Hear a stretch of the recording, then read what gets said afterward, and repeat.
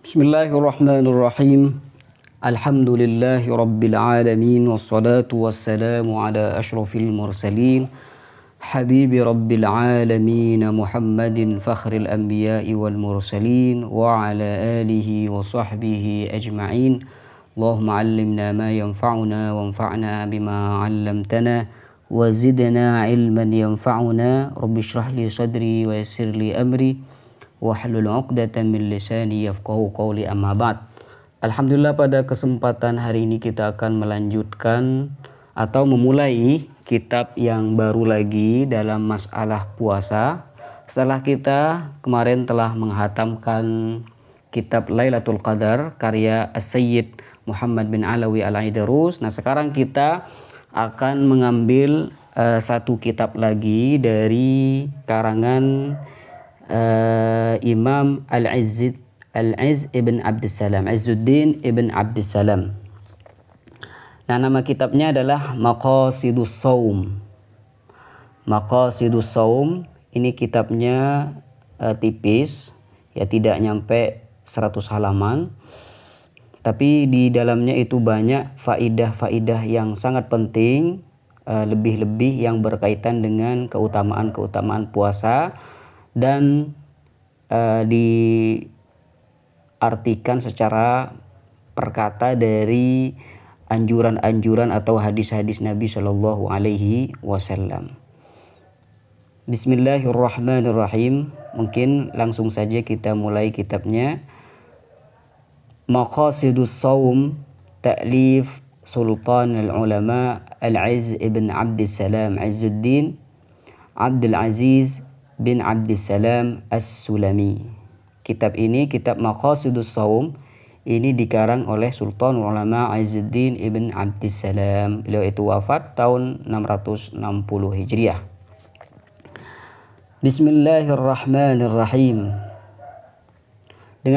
Dengan menyebut nama Allah Subhanahu wa taala yang Maha Pengasih dan Maha Penyayang. Wa sallallahu ala sayyidina Muhammadin. Dan semoga Allah Subhanahu wa ta'ala melimpahkan sholawat kepada junjungan kita Nabi Muhammad sallallahu alaihi wasallam wa ala alihi wasallama taslima. Dan semoga akan dicurahkan juga pada keluarga, serta semoga Allah Subhanahu wa ta'ala memberikan salam sejahtera kepada beliau. Qala asy-Syekhul Faqih Al-Syekhul Faqih Al-Imamul Alim As-Sayyidul Fadil. Qala Syekhul Faqih, Syekh yang ahli fikih, berkata, Al-Imamul Alim, Izzuddin ibn Abdussalam yang dimaksud di sini. Al-Imamul Alim, seorang imam yang alim. As-Sayyidul Fadil, tuan yang mulia. Mufti al-Muslimin, mufti kaum muslimin. Baqiyatu as-salafis salih, penerus generasi salafun as-salih. Beliau adalah Izzuddin Abu Muhammad Abdul Aziz bin Abdussalam bin Abil Qasim As-Sulami Asy-Syafi'i. Beliau adalah Izzuddin, nama aslinya, kunyahnya Abu Muhammad Abdul Aziz, putra dari Abdussalam Ibn Abil Qasim As-Sulami Asy-Syafi'i. Jadi mazhab beliau adalah mazhab Syafi'i. Hafizahullahu wa abaqahu wa radiyallahu anhu wa ardahu bimannihi wa karami. Ya, karena beliau sudah wafat, ya rahimahullahu subhanahu wa ta'ala. Jadi ini ditulis ketika beliau itu masih hidup. Jadi doanya semoga Allah menjaganya dan memberikannya umur panjang. Nah, ini ketika tulisan ini ditulis. Ya, karena wafatnya beliau itu sudah di tahun 660 Hijriah.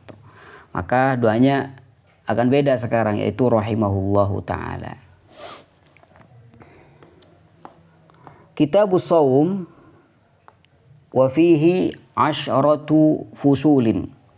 Kitab puasa yang di dalamnya itu terdapat 10 bab. Hanya 10 bab. Ya, dalam kitab ini hanya memuat 10 bab. Al-faslul awal, fasal yang pertama fi wujubihi, itu akan menerangkan tentang kewajiban puasa. Qala Allah Ta'ala wa azza wa jal, Allah Subhanahu wa Ta'ala berfirman, Ya ayyuhalladzina amanu kutiba alaikumus siyamu kama kutiba alal ladzina min qablikum la'allakum tattaqun. Ya ayyuhalladzina amanu kutiba alaikumus siyam. Wahai orang-orang yang beriman, diwajibkan atas kalian semua berpuasa.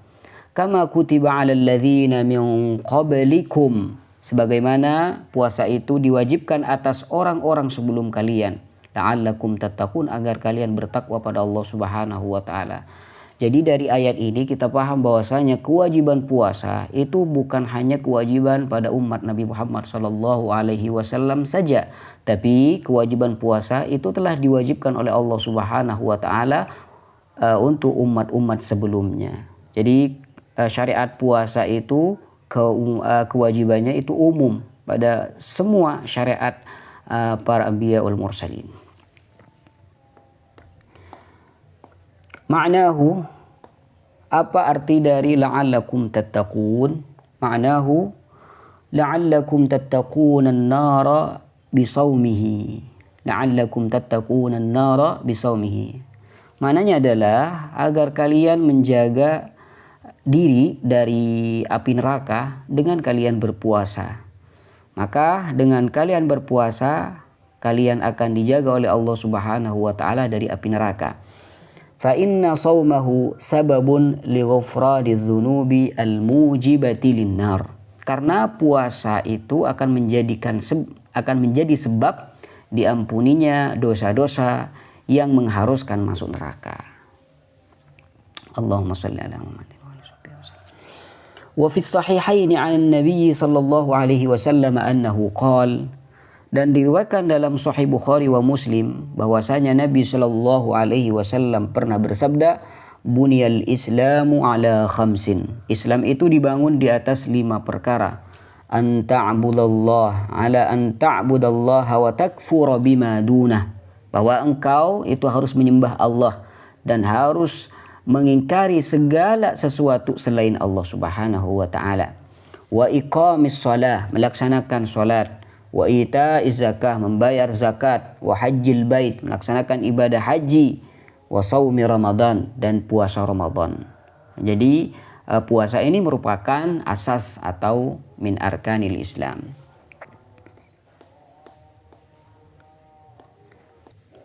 Qala al-musannifu rahimahullah al-faslu tsani. Fasal yang kedua fi fadailihi, di mana di fasal yang kedua ini kita akan membahas tentang keutamaan puasa. Lis-shaumi fawaid. Bahwasanya puasa itu memiliki banyak sekali manfaat. Di antaranya adalah raf'ud darajat. Mengangkat derajat seseorang. Orang yang puasa itu derajatnya akan diangkat oleh Allah Subhanahu wa taala. Wa takfirul khati'at, menghapus dosa dan kesalahan. Wa kasrus syahawat, menahan syahwat. Jadi dia orang yang puasa dengan mudah mengendalikan syahwatnya. Dan di sini oleh beliau akan diperinci satu persatu. Apa yang maksud dengan takfirul khati'at? Kenapa puasa itu bisa menghapus kesalahan, menghapus dosa, raf'id darajat? Kenapa puasa itu bisa mengangkat derajat seorang? Itu akan dibahas secara terperinci. Wa taktsirus sadaqat, dan memperbanyak sedekah. Wa tawfirut ta'at, meningkatkan ketaatan pada Allah. Wa syukru alimil khafiyat, dan bersyukur kepada Allah Subhanahu wa taala yang Maha mengetahui segala yang tersembunyi. Wal inzijaru an khawatiril ma'asi wal mukhalafat, dan menjauhkan diri dari gangguan, maksiat, dan juga adanya pelanggaran. Semua ini poin-poinnya itu akan disebutkan oleh beliau, akan diterangkan satu persatu. Dari raf'ud darajat, apa maksud dari raf'ud darajat? Diangkatnya derajat. Kenapa puasa ini akan mengangkat derajat seseorang? Ini akan diperjelas oleh beliau dari ini terus ila akhirih. Tsumma qala fa amma raf'ud darajat. Adapun tadi dikatakan bahwasanya puasa itu akan mengangkat derajat seorang. Nah, itu dijelaskan liqaulihi sallallahu alaihi wasallam, dijelaskan dengan hadis Nabi sallallahu alaihi wasallam, "Idza jaa Ramadhanu futihat abwabul jannah." Apabila datang bulan Ramadan, maka pintu-pintu surga akan dibuka oleh Allah Subhanahu wa taala. Wa ghulliqat abwabun nar, dan pintu-pintu neraka ditutup oleh Allah. Wa suffidatis syayatinu, dan setan-setan itu dibelenggu oleh Allah Subhanahu wa taala. Nah, di sini beliau akan menjelaskan satu persatu poin-poin yang ada di dalam hadis ini. Apa maksudnya pintu surga dibuka, pintu neraka ditutup, setan-setan itu pada dibelenggu semuanya. Apa maksud dari itu? Di sini oleh beliau akan diterangkan satu persatu. Nanti di sini keterangannya. Jadi beliau di sini terlebih dahulu memaparkan hadis-hadis yang menunjukkan bahwasanya puasa itu akan mengangkat derajat seseorang. Wa liqaulihi sallallahu alaihi wasallam, dan karena berdasarkan hadis Nabi sallallahu alaihi wasallam, hikayatan an rabbih azza wajal, sebagai riwayat dari Allah Subhanahu wa taala yang maha mulia dan maha agung. Kata Allah Subhanahu wa taala, "Kullu 'amali ibni Adam lahu illa shiyam, fa innahu li wa ana ajzi bih." Setiap amal manusia itu adalah untuknya. Jadi dia mengamalkan sesuatu untuknya, kecuali puasa, illa shiyam. Fa innahu li, karena puasa itu untukku, kata Allah. Wa ana ajzi bihi, dan aku sendiri yang akan memberikan balasannya. Apa yang maksud kecuali puasa? Kalau puasa itu milik Allah, itu akan diterangkan oleh beliau nanti. Wasiyamu junnatun, dan puasa itu adalah perisai, pelindung. Fa idza kana yaumu shaumi ahadikum fala yarfuth yauma idzin wala yaskhab, fa in sabbahu ahadun aw qatalahu falyaqul inni mru'un shaim.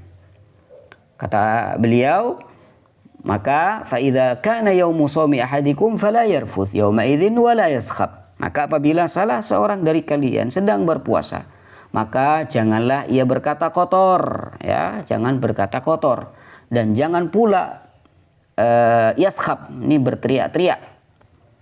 Fa in sabbahu ahadun aw qatalahu falyaqul inni mru'un shaimun inni shaim. Jika ada orang yang mencacinya atau mengajaknya bertengkar, maka hendaklah ia berkata, sungguhnya saya sedang puasa. Dikatakan 2 kali, sungguhnya aku sedang puasa. Apa maksud sungguhnya aku sedang puasa? Ini akan diterangkan oleh beliau nanti.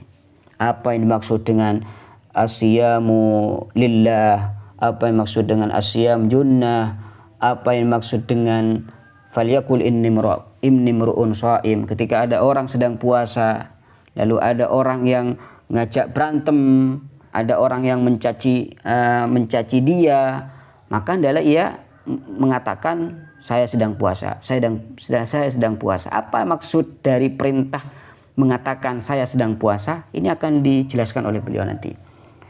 Inni shaim walladzi nafsu Muhammadin biyadihi la khalufu famis shaimi atyabu 'indallahi yaumal qiyamati min rihil miski.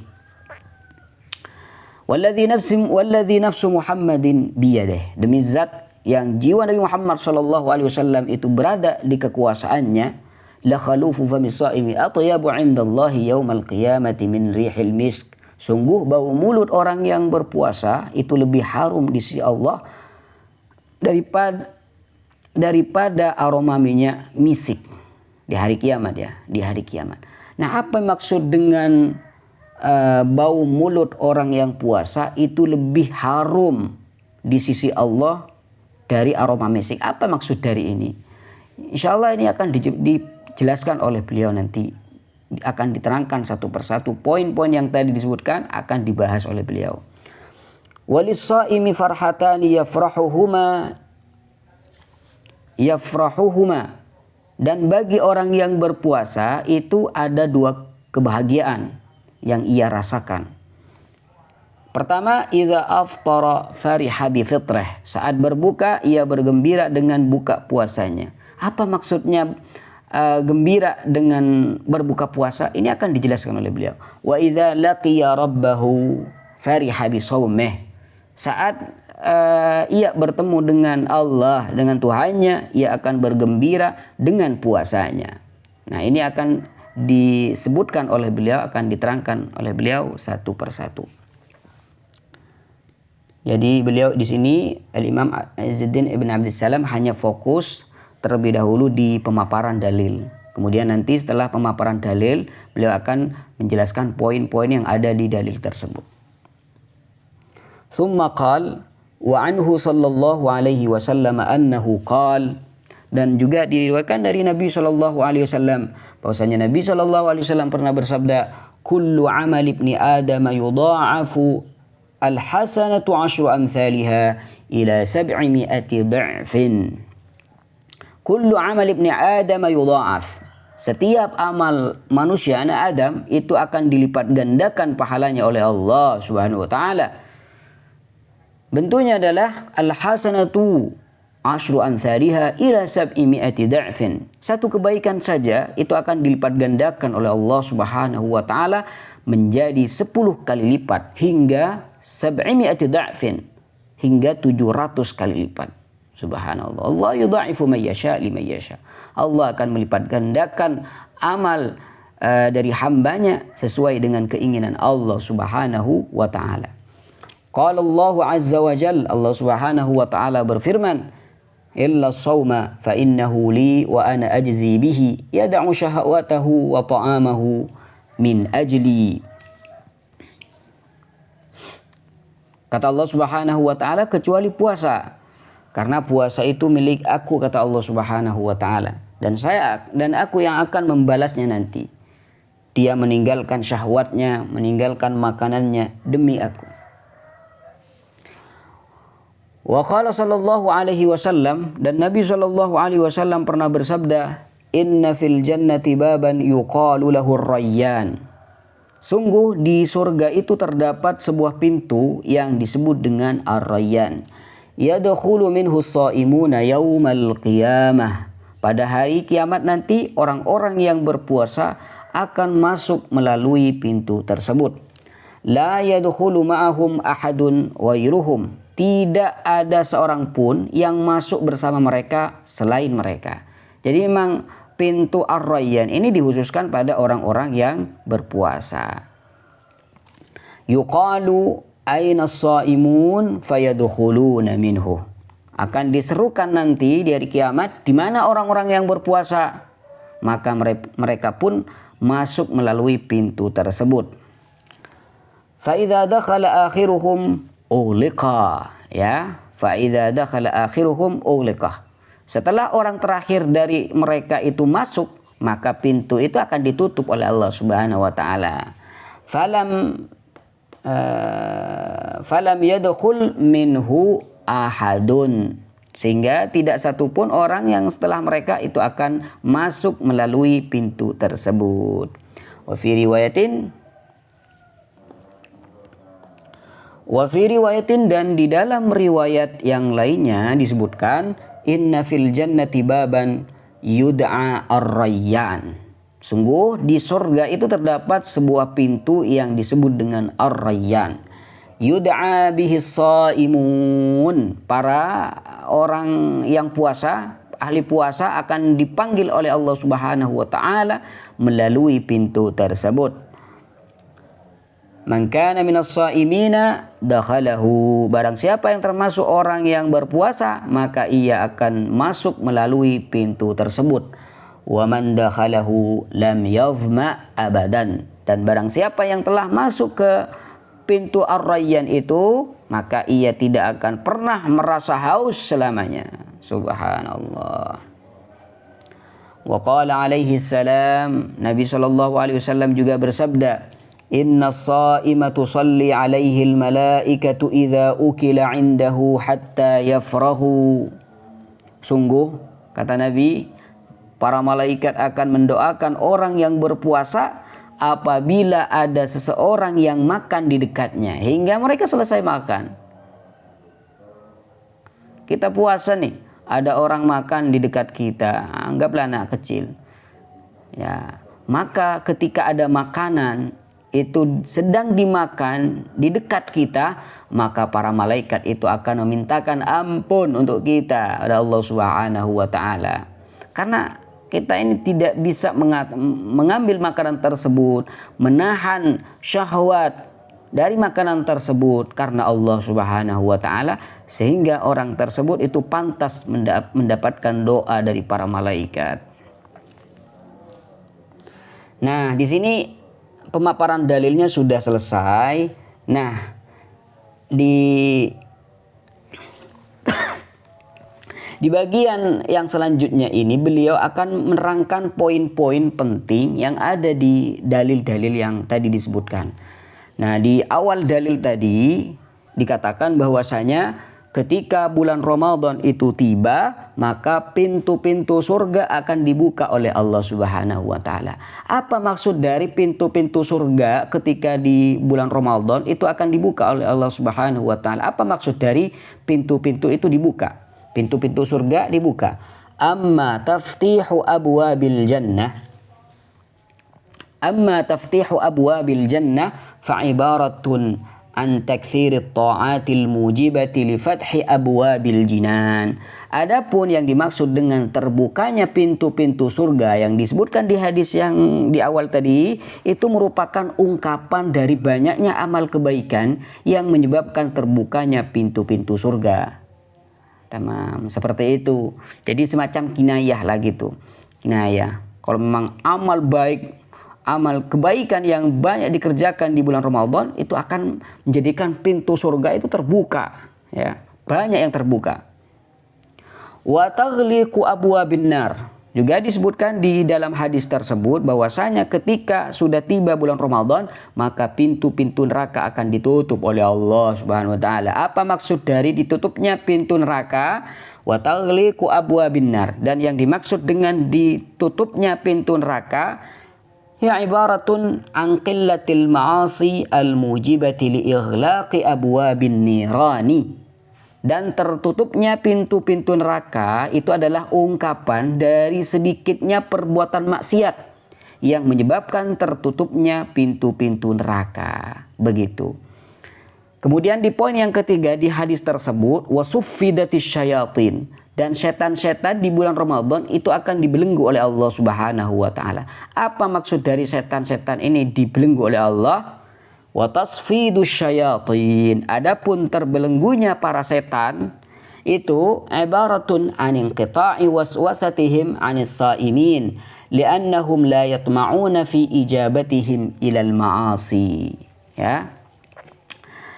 Jadi yang dimaksud dengan terbelenggunya setan itu merupakan ungkapan dari terputusnya bisikan mereka terhadap orang-orang yang berpuasa. Kenapa? Li'annahum la yatma'una fi ijabatihim ilal ma'asi. Karena mereka tidak lagi berharap orang-orang akan menuruti ajakan mereka untuk berbuat maksiat.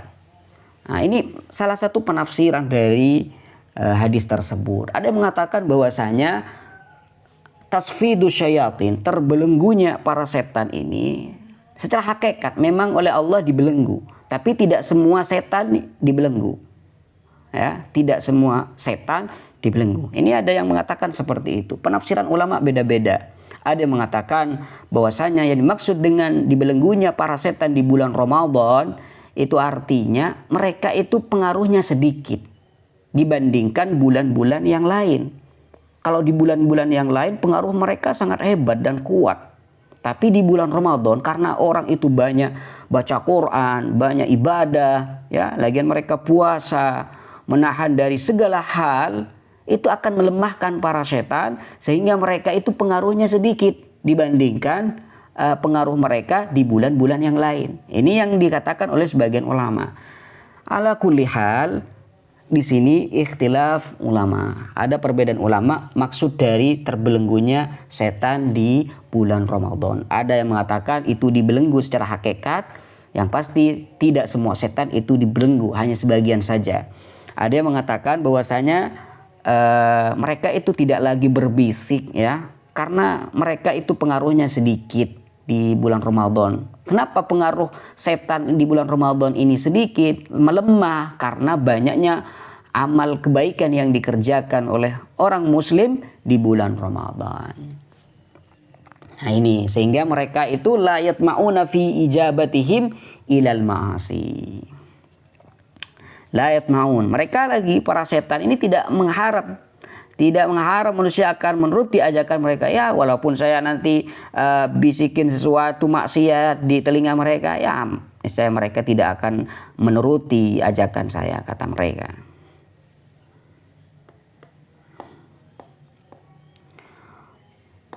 Nah, ini poin yang pertama tadi dari hadis. Kemudian wa qauluhu azza wa jalla kullu amal ibni adam lahu illa siyama fa innahu li wa ana ajzi bi. Nah, di fadilah yang kedua yang disebutkan di hadis qudsi di mana Allah Subhanahu wa taala berfirman kullu amal ibni adam lahu, semua amal baiknya manusia itu untuknya, untuk dia sendiri, illa siyam, kecuali puasa. Karena fa innahu li, puasa itu milik saya, kata Allah Subhanahu wa taala, wa ana ajzibi, dan saya akan membalasnya sendiri.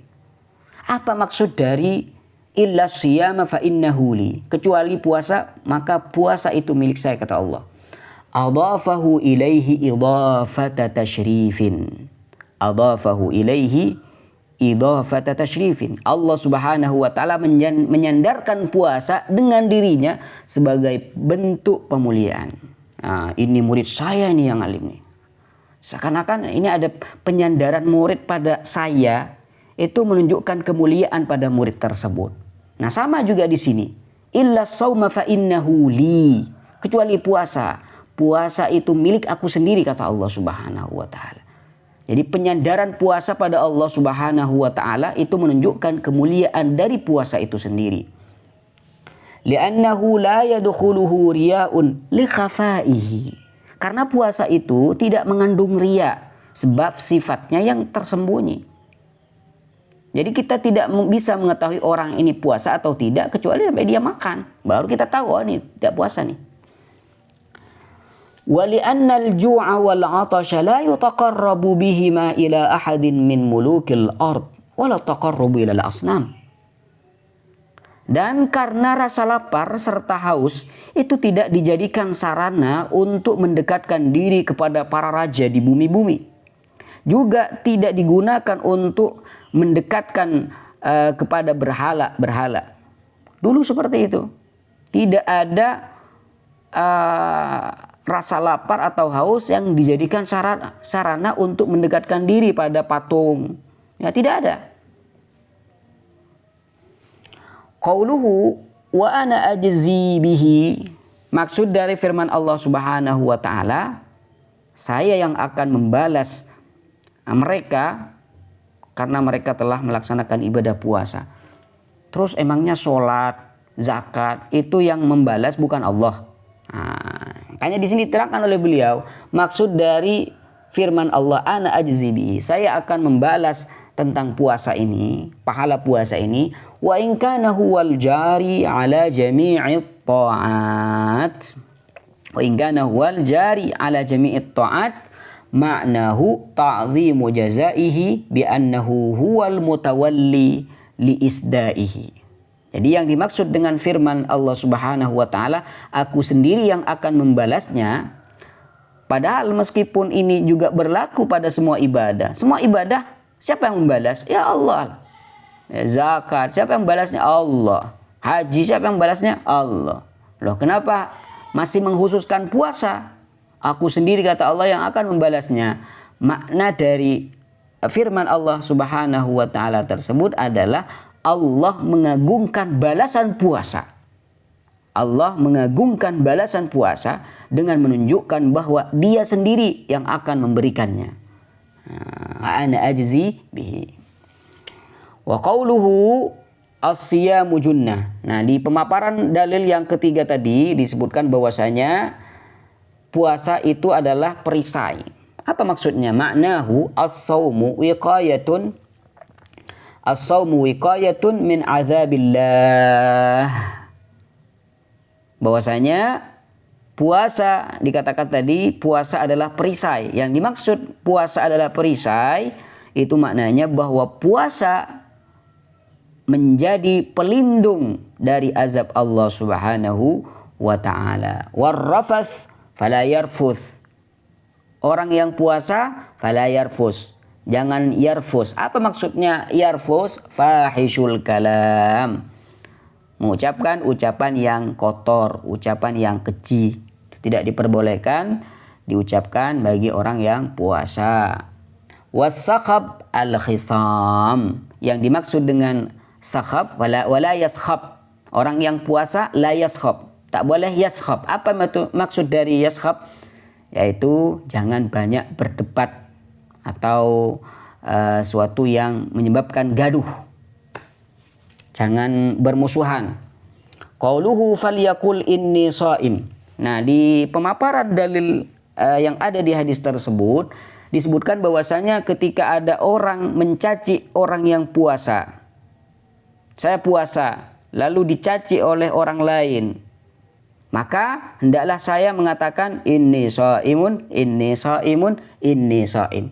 Nah, kenapa oleh syariat diperintahkan mengatakan saya sedang puasa, mengatakan saya sedang puasa? Jadi syariat memerintahkan kita ketika kita ini dicaci oleh orang, kita dianjurkan mengatakan saya sedang puasa, saya sedang puasa. Apa maksudnya? Ma'nahu annahu yudzakiru nafsahu bisawmi liyakshifa 'anil musyabahati wal muqabalah. Maknanya adalah agar ia mengingatkan dirinya tentang puasanya. Ketika ada orang mencaci, katakan saya sedang puasa, untuk mengingatkan diri saya tentang puasa saya, sehingga saya nanti akan menjauh dari perbuatan menyerupai dan membalas keburukan orang lain. Karena orang puasa tidak boleh juga ikut membalas mencaci. Ada orang mencaci, udah biarin.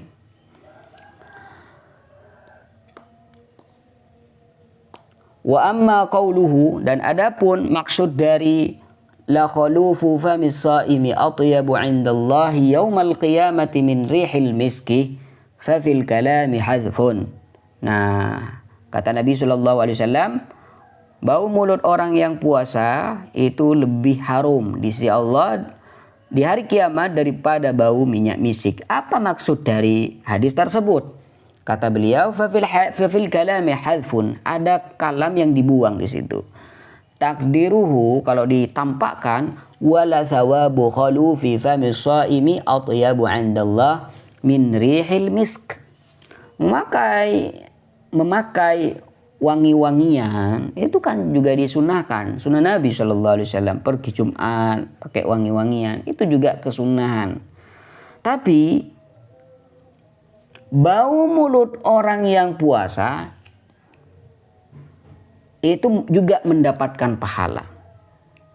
Dan pahala dari bau mulut orang yang puasa itu lebih agung, lebih besar daripada aroma misik. Itu. Jadi ada kalam yang dibuang di situ. Allahumma shalli ala Muhammad wa ala ali sayyidina Muhammad.